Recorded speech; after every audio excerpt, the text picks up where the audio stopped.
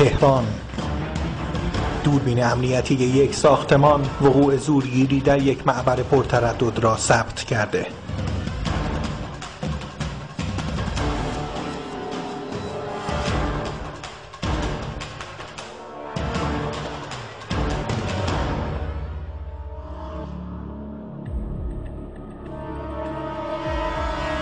چهار زورگیر با 2 موتورسیکلت سبک در هنگام روز و مقابل چشمان شهروندان به یک مرد حمله می کنند تا به او دستبرد بزنند.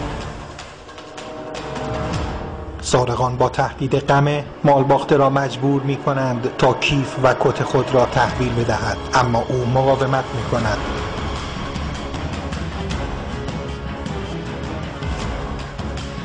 یکی از زورگیرها پس از گرفتن اموال مرد با وارد آوردن ناگهانی یک ضربه غمه صورت او را مضروب می کند تا زمین گیر شود و نتواند تعقیبشان کند. سپس هر 4 سارق از صحنه وقوع جرم می گریزند.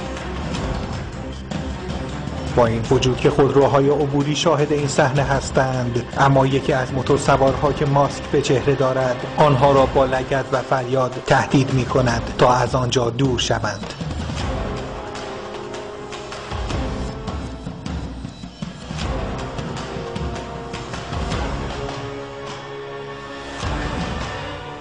از سوی دیگر 2 مرد که از ساختمان روبرو خارج شده اند از فاصله 7 متری به تماشای صحنه زورگیری می ایستند و هیچ اقدامی انجام نمی دهند.